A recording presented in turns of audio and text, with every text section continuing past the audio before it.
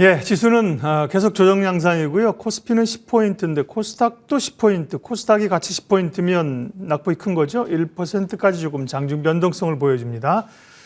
오늘 10시에 시황 해설은 블루워커 이동훈 대표님 함께합니다. 또 시장 해석하면서 전략 세우도록 하겠습니다. 어서 오십시오. 안녕하세요. 오늘 주제가 딱 마음에 끌리는 말이네요.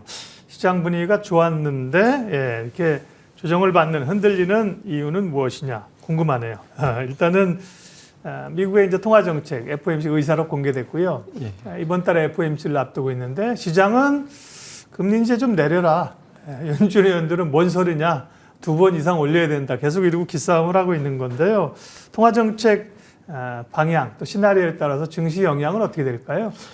예, 일단은 뭐 오늘 의사록 내용을 보면 이제 연준에서는 끝난 게 아니라 그냥 속도 조절하는 거다. 그러니까 이렇게 이제 표현을 하는 거죠. 그러니까 금리 인상 중단이 아니라 뭐 계속 이제 매 회의 때마다 올렸던 거를 이제 그때그때 상황 봐서 추가적으로 올릴 거다. 그리고 다수의 의원들이 뭐 계속해서 금리를 올리는 쪽으로 지금 이제 의견을 모으고 있는 상태이기 때문에 여기에 대한 이제 긴장도는 높아질 수는 있을 겁니다. 다만 지금 시장의 차이하고 연준 점도표의 어떤 차이를 좀 보면 그렇게 차이가 크진 않거든요.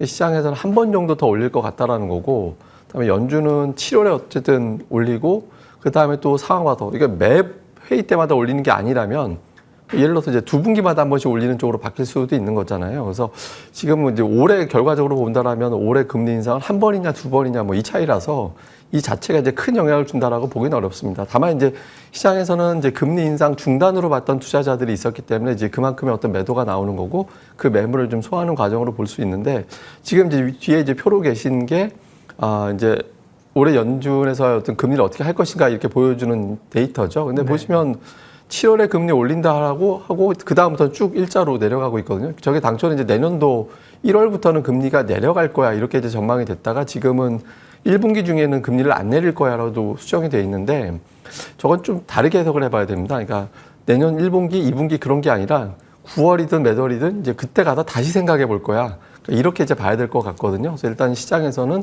이번에는 인상해놓고 그 사이에 이제 물가 지표가 좀 내려가지 않을까? 그러니까 금리 인상 이걸로 끝나지 않을까? 이제 그런 기대를 갖고 있는 거고 그때마다 연준에서 이제 제동을 걸어서 이제 좀 시장이 단기적으로 좀 출렁거렸다가 다시 잡고 출렁거렸다가 자리 잡고 이런 형태가 좀 반복되지 않을까 이렇게 봐야겠습니다. 네.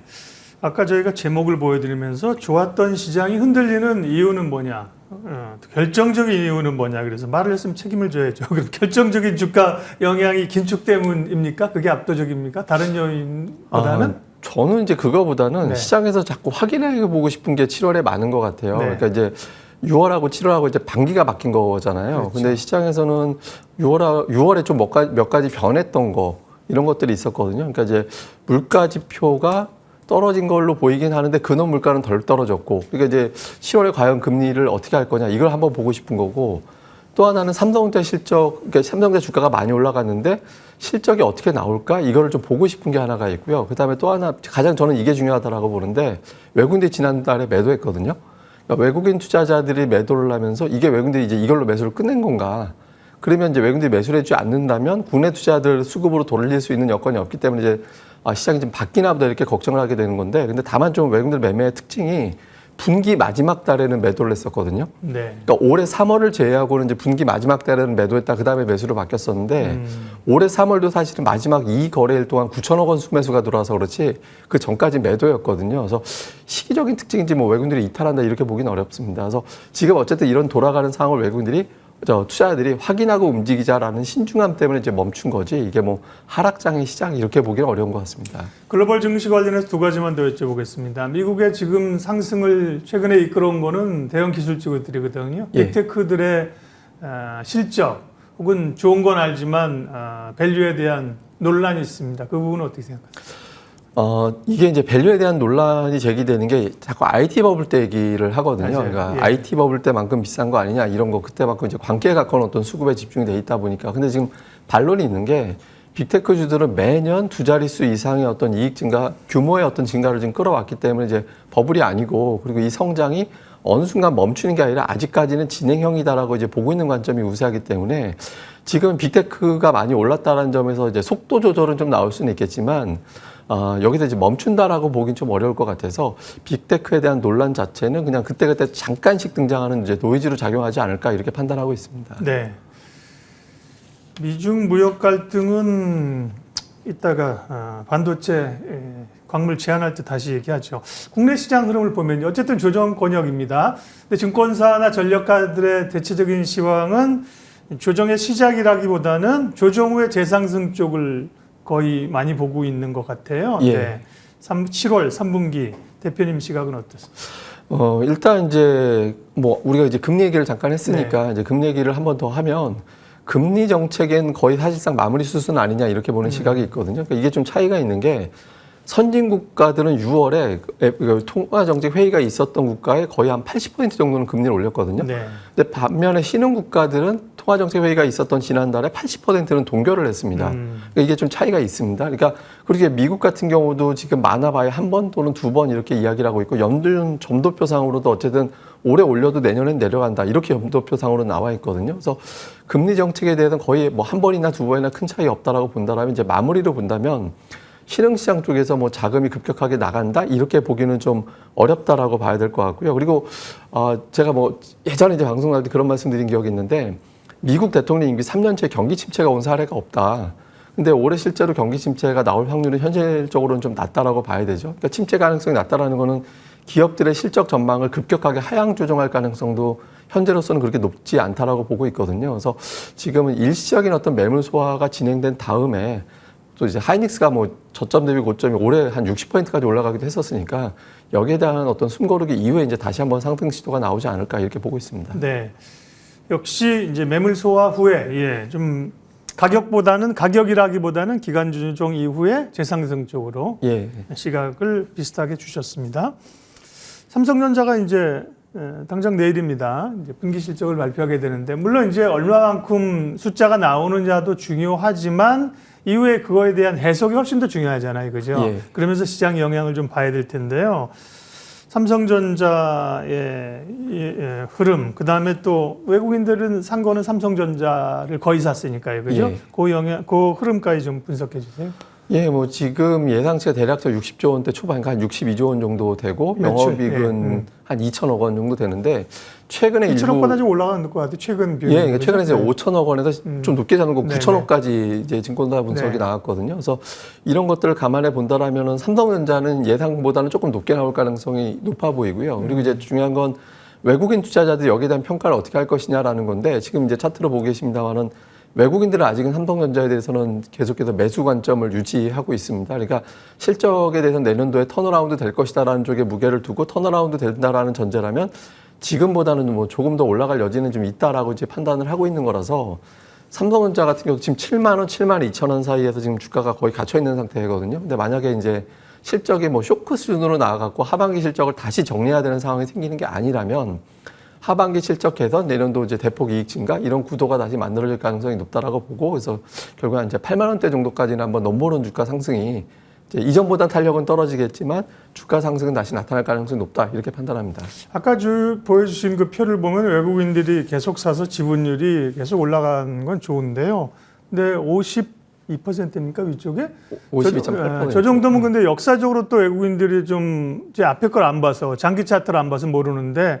상당히 좀 지분율로 봤을 때 삼성전자에 대한 지분율이 좀 차 있는 건 아닌가요?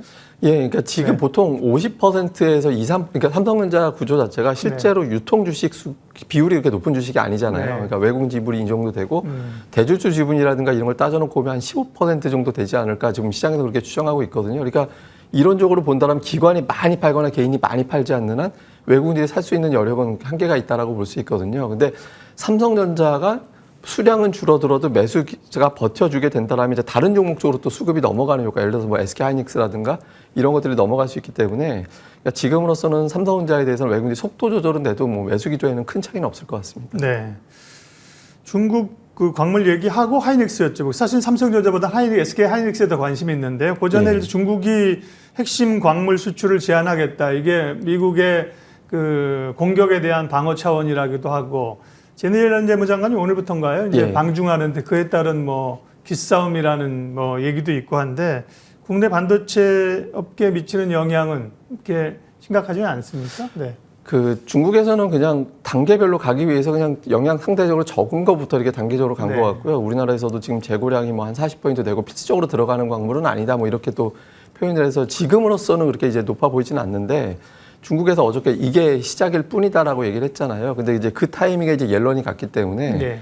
대대적으로 확성돼서 뭐 전면적인 어떤 무역 전쟁 시즌 2가 될 가능성은 지금 그렇게 높다라고 보고 있지는 않거든요. 그래서 지금은 이거는 이제 그렇게 크지 않아 보이고 그리고 지금 저는 정책적인 행위라고 생각을 합니다. 그러니까 내년도 이제 바이든 대통령이 어떤 대선을 앞두고 있는 상태에서 중국을 적당히 압박은 하되 또 너무 압박을 했을 때는 미국 경제도 타격, 기업들의 타격이 있기 때문에 뭐 이거는 강도 조절이 될 가능성이 있다라고 봐서 뭐 이렇게 크게 전면적인 확대 가능성은 그렇게 높지 않게 보고 있습니다.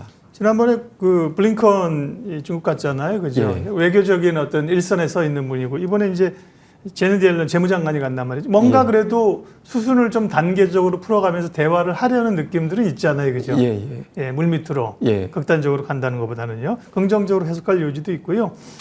자, 시장에 관심 있는 종목들 연결해서 여쭤보도록 하겠습니다. SK 하이닉스는 지금 이제 AI 효과, HBM 이런 거에 대해서 상당히 좀 패러다임을 바꿀 거란 얘기도 있는데, 근데 이제 주가로만 보면 밸류에이션 역사상 고점에 달했기 때문에 부담스럽다. 이베스트 같은 경우는 뭐 목표 아니죠. 투자 의견 하향이라고 매도는 아니고요. 매수해서 이제 중립으로 변화를 한 건데 SK 하이닉스에 대한 생각 좀 알려주세요. 예, 뭐 하이닉스는 사실 많이 올랐죠. 왜냐하면 지난 분기 상승률이 역대, 그러니까 2003년 이후 상승률, 분기 상승률 13인가 아마 그랬을 거예요. 그러니까 이제 되게 많이 올라 있는 상태였거든요. 그래서 이제 속도 조절이 필요한 단계에서 이제 나왔던 거라고 봐야 될 것 같고. 근데 다만 이제 그 HBM 모멘텀이 생각보다는 여기서는 아직은 실제 수혜보다 좀 너무 주가가 앞서갔다라는 거지 그 수혜가 없다라는 게 아니거든요. 근데 이제 내년도라든가 내년도 계속 이제 이후로 본다라면 단가 비싼 HBM에 대한 어떤 적용도가 좀 올라갈수록 하이닉스의 이익 증가 속도가 상당히 가파르게 나타날 가능성이 높아서 속도 조절에 대한 어떤 그 고비만 넘어가게 된다라면 뭐 하이닉스 주가는 재차 올라갈 가능성이 현재로서는 높게 보고 있습니다. 그래서 지금 뭐 11만 5천 원 전에도 되고 지금 대부분 증권사가 14만 원 이상으로 잡고 있거든요. 그래서 하이닉스는 이번에 어떤 뭐 속도 조절 이후에 이제 재차 12만 원, 13만 원 이제 단계적으로 상승할 가능성이 조금 더 높지 않나. 그래서 장기적인 관점이라면 11만 원, 10만 5천 원 사이라면 좀 접근해 봐도 되지 않나 이렇게 보고 있습니다. 네. 또 하나 에코프로가 다시 거침없는 상승을 시작하면서 뭐 100만 원을 향해서 지금 가고 있는 흐름들이고요. 수급 이슈도 좀 있습니다. 에코프로 그다음에 에코프로는 2차 전지를 또 좀 대표하지 않습니까? 예. 그래서 에코프로의 최근 움직임과 2차 전지, 2차 전지가 하반기에도 다시 주도주로 부상할 수 있을까요? 제가 이제 지지난주인가요? 가지고 테슬라는 어떻게든 1조 달러는 찍을 것 같은데 시가총액. 근데 이제 2차 전지는 반도체만큼은 못 갈 것 같다. 그게 이제 왜냐하면 반도체는 빌드업이 돼 있지만 이건 이제 상대적으로 외국인 빌드업이 안 돼 있어서. 근데 테슬라 지표가 워낙 강하게 나오다 보니까 이게 지금 차트로 보고 계신 게 테슬라의 연도 그리고 분기별 어떤 판매량을 보여주는 건데 인도량이라고 표현을 하죠. 저 노란색 선이 2분기거든요. 그러니까 전년 대비 갑자기 확 올라갔잖아요. 위에 3, 4분기를 더 쌓아야 돼요. 그죠? 예, 그렇죠. 2분기가 남았어요. 예, 근데 지금 1분기 대비 비교를 해보면 2분기가 갑자기 확 올라갔기 때문에 그러니까 이제부터 이제 수주가 본격적으로 더 커지나 보다라고 이제 시장에서 판단하고 저 모멘텀으로 올라가고 있다라고 봐야 되거든요. 근데 이제 잘 보면 2차 전지주들이 전체가 와악 올라가는 게 아니라 하루에 두 종목씩 교체로 올라가는 경향이 좀 있거든요. 예. 조합이 되면서 어제 같은 급양이 더 강하게 올라간다든가 이런 형태를 보이고 있어서 이게 이제 순환하면서 이제 돌아가면서 올라가는 구조로 봐야 되지. 그래서 변동성 구간이라고 보고 지금은 조금 이제 종목들별로는 좀 선별적으로 봐야 된다. 그래서 신규 접근하기는 여전히 좀 어렵다 판단합니다. 네. 물론 2차 전지도 관심권역에 있죠. 그다음에 충분히 이제 트레이딩 또 매수할 수 있는 구간에 투자할 수 있는 구간에 있는데 변동성이 좀 높아지고 종목별로 굉장히 빠르게 순환매가 있다, 그죠? 그걸 좀 염두에 두고요. 그러면 뭐 주도주 성격으로서 좀 지금 눈여겨볼 만한 핵심에 두어야 될 섹터나 업종은 어떤 겁니까? 예, 이건 뭐 제가 나올 때마다 일관되게 말씀드리는 게 반도체, 자동차, 조선. 그러니까 이 정도 이제 계속 말씀을 드리고 있는데 이거는 이제 경기 침체 우려가 조금 완화됐다라는 점을 고려를 해본다면 수출 환경 개선에 대한 기대감이 있다라고 볼 수 있거든요. 그래서 그리고 또 중국이 어쨌든 경기 부양을 계속 하고 있는 상태라서 뭐 최근에 자동차가 중국에서 판매량의 성장이 상당히 정체했다 이런 보도가 나오긴 했지만 그러니까 이런 부분들 감안해 본다라면 이제 수출 관련된 종목군들이 전차 그리고 여기에 조선 실어 나르는 산업 조선 그리고 또 이 관련해서 또 해운 이런 종목군들은 좀 주목도를 계속 받을 수 있어서 이 세 업종에 대해서는 뭐 관심 유지하겠습니다. 반차조, 반도체, 자동차, 조선. 그 핵심 섹터군에 있고요. 그 이제 밑에 있는 2선 라인 종목들은 어떻습니까? 반도체도 있지만 반도체보다는 뭐 소부장들이 훨씬 달려 있고 그죠. 자동차도 오늘은 이제 자동차 부품주가 강하잖아요. 예. 조선도 이제 기자재도 좀 눈여겨보고 예. 그럼 메인 섹터에서의 대장주 성격 예. 또 이제 이선에 있는 성격들 어떻게 좀 섞어서 믹스 전략을 가지고 있는 게 좋은가요? 사실은 제가 이 방송에서 종목을 업종별로 한두 개씩 다 말씀을 드렸어요. 그러니까 자동차 쪽에서는 제가 SL하고 현대오토에버 두 개만 말씀드렸었고, 조선 부품에서는 성광밴드 말씀을 드렸고, 다만 이제 반도체는 워낙 종목이 많기 때문에 되게 골고루 말씀드린 것 같은데, 지금 HBM이나 DDR5가 워낙 이제 독주를 하고 있었습니다만은 이후에는 이제 클린룸을 삼성전자가 많이 지을 것 같거든요. 예. 그래서 클린룸 관련된 종목들 뭐 한양 ENG라든가 신성 ENG는 워낙 많이 올랐기 때문에, 아니면 이제 뭐 좀 거래량이 적은 종목이긴 합니다만 뭐 세부 MEC라든가 이런 종목군들을 좀 주목해 볼 필요 있는 것 같습니다. 네. 그러니까 일선에 있는 반도체, 자동차, 조선 핵심은 물론이고 밑단에 있는 종목들도 충분히 성향에 따라서 트레이딩 공략해 볼 만하다. 예. 종목을 좀 압축하고 공부하는 시간으로 가야 될 것 같습니다. 오늘 시장 전략 블루오크 이동훈 대표님 함께했습니다. 고맙습니다. 네.